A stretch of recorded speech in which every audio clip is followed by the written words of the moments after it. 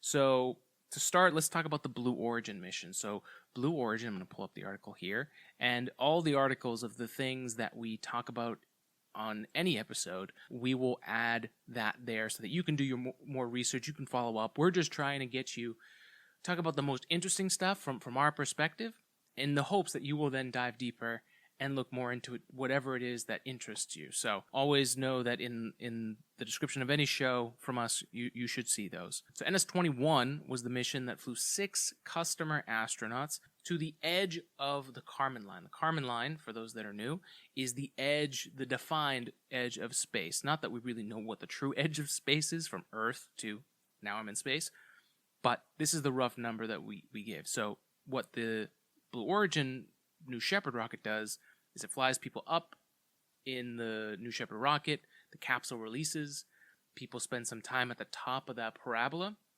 in 0G, right above the Karman line, and they come back down, the booster lands and is reusable, and then the capsule lands by parachute. So they did that, and that was really interesting. There were 6 astronauts. There was astronaut Evan Dick, Katya Echazaretta, Hamish Harding, Victor Correa Hispana, Jason Robinson, and Victor Vescovo, the 6 astronauts that were on board. I think the most interesting story to me was Katya Echazaretta, who I actually started following her. She has a bunch of stuff that she does in STEM, and she was doing electrical engineering, and she had this amazing lab that she had set up where she filmed a lot of her stuff. I was really jealous of the lab. It was really clean and organized. It was really nice.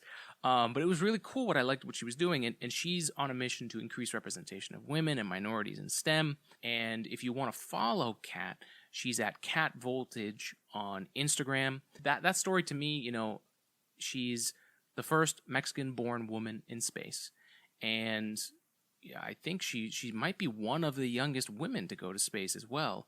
And just seeing her face on some of the footage after the mission happened, of her actually like experiencing 0G, I thought was really cool. But I find it interesting, you know, we're at this weird point with the Blue Origin launches where, you know, they are doing an amazing thing, which is sending people to the edge of space and back. It's something that now any citizen can do, right?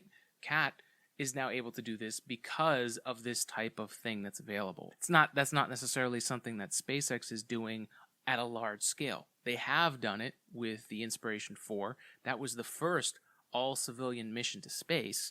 It didn't even go to the International Space Station. It had a very an orbit that was higher in altitude than the International Space Station. So we actually got farther from Earth. But that was a very special mission, where I think Blue Origin's mission with New Shepard is to make things regular and normal and something that's expected. Like, yeah, anyone can go to space. Now, granted, the cost of these trips are out of the range of most people, and I believe Kat had the opportunity where she was actually sponsored by an organization to go up, and I think that's awesome. The interesting thing is the challenge that Blue Origin has to get these missions as often as they want to fly them, because, you know, NS21, they've already flown multiple times. They've flown people to space.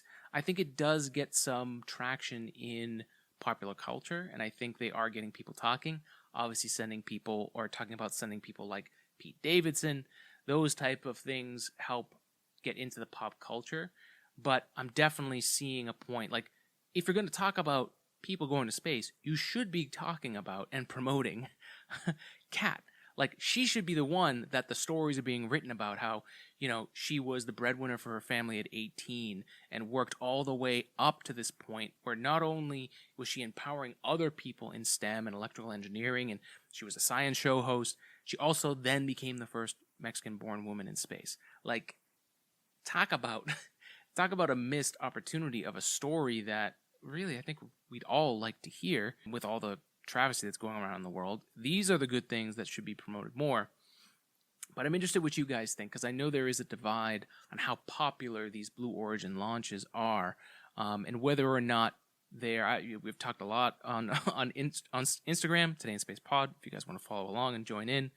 I know a lot of the times when we discuss these things, people talk about how, you know, going up in a capsule's not really, if I'm going to go to space, That's not the way that I would like to go to space. I want to go to deep space. I want to go to the moon. I want to go to Mars. But I'm interested what you guys think. How do these missions, did you even know this mission happened, first of all? And second of all, what do you find interesting about them? And do you think these are as exciting as a SpaceX launch, as a Rocketlab launch, as a NASA launch? I'd like to know how it ranks in your list of space things that are going on. But a big congratulations to Katya and all the people who launched on NS21 and came back safely. Blue Origin's safety record so far has been pretty flawless. So I think by the time that they get to the point where they're launching New Glenn, the bigger rocket, a heavy rocket that can really go into space and send things into orbit, I think at that point, if they're able to have complete success with safety for sending humans up with New Shepard, the technology scales, right? They're going to use the same technology from New Shepard to New Glenn, and then that's going to allow them to basically come out with a rocket that can send humans around space or into space and build their space station orbital reef. And by that point, they'll have captured the trust that I think we have with regular, aerospace or flying a commercial airliner. People just jump on those things now.